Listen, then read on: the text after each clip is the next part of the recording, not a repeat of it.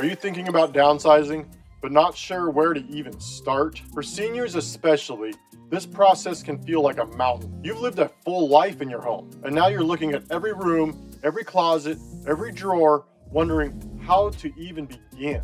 You're not alone, and this video is here to walk you through it. Hopefully, I can give you a sense of calm and clarity. Hopefully, that will relieve any sense of pressure you're dealing with.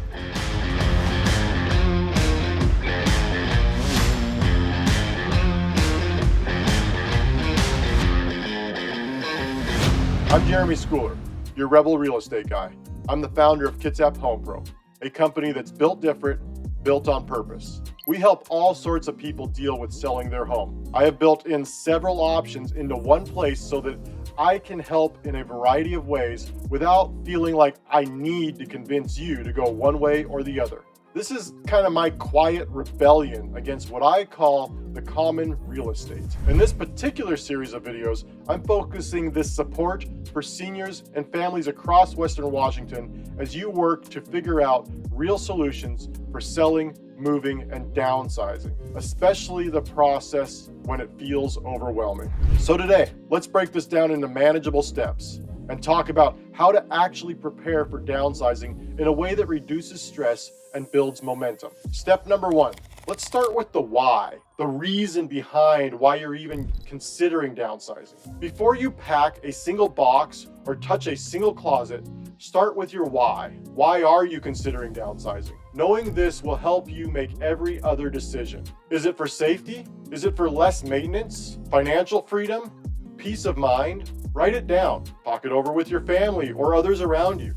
Keep it in front of you. This is the focus point, because when the sorting and packing starts to feel overwhelming, your reason why is what's going to keep you moving forward and clear on what you do and why you're doing it, and what not to do and why not to do it. Having a why clarifies all of that. It gives a filter to make decisions through.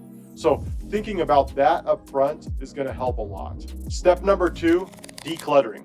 One room at a time, decluttering. This is where most people get stuck. You open a closet and you see 30 years of stuff. So you close the closet and go do something else. That's totally normal. We all do that. The key is don't try to do everything at once. Focus on just one room or even one area of a room. Do it one at a time. And maybe have a sort of filtering system. Ask yourself some questions. Have you used this thing in the last year? Is this specific thing actually valuable to you? Or are you just holding on to stuff because it feels wrong to throw it away? Now, maybe it is wrong to throw it away, but I ask that question or pose that question so that it creates a little bit of a filter. Is it actually valuable, or is it just you don't want to throw it away? Maybe try sorting things that way, and then you can decide what to do with it later. One little thing at a time. Start with something easy. Maybe it's a guest bedroom you rarely use anyways. Maybe it's a linen closet. Ask yourself, do I use this? Does it still serve me? Does it hold meaningful value? Try to filter it that way.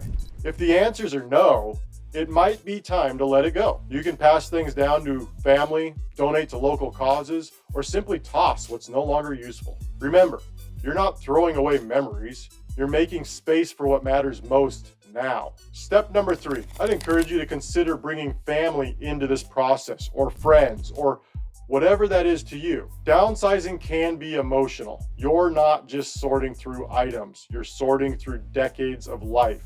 So don't do it alone. Invite your kids or grandkids over to help, not just to move stuff, but to share stories. Some of your old possessions might mean something to them too.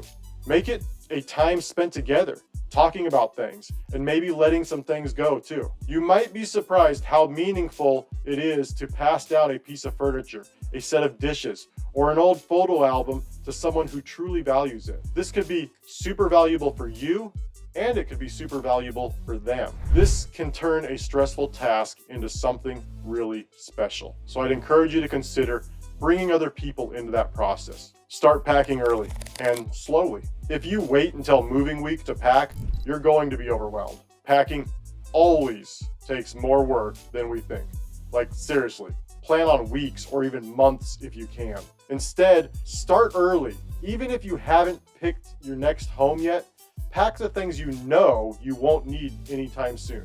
There's probably a lot of things that you know you won't be using anytime soon, but you do want to keep, at least for now. Maybe there are things you're just not sure what's going to happen to them, but you haven't used them in the last year, and you're probably not going to use them in the next year. They're just the things, right? Or if you are doing a serious downsizing, it might be easier and smarter to just start with what you absolutely need and what will fit in your new home situation. I recently helped a lady move from her 2,500 square foot home into a tiny home situation. It became essential to only keep what was absolutely necessary. But that was very hard, and it was really hard to stay focused on just keep what's absolutely necessary.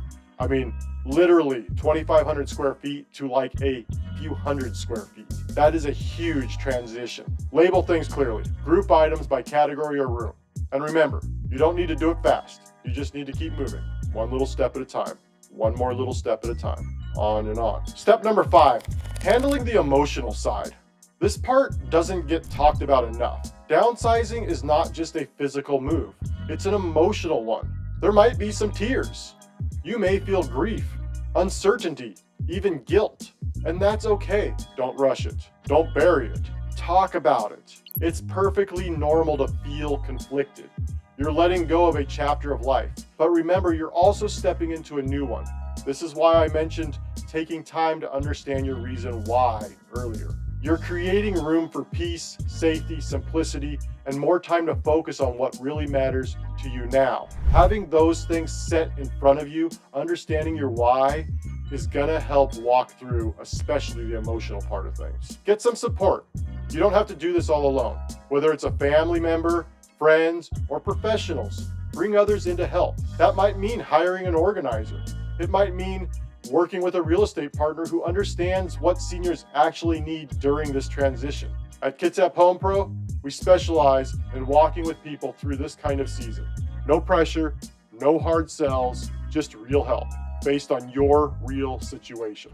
In closing, downsizing doesn't have to be chaotic. Start with your why.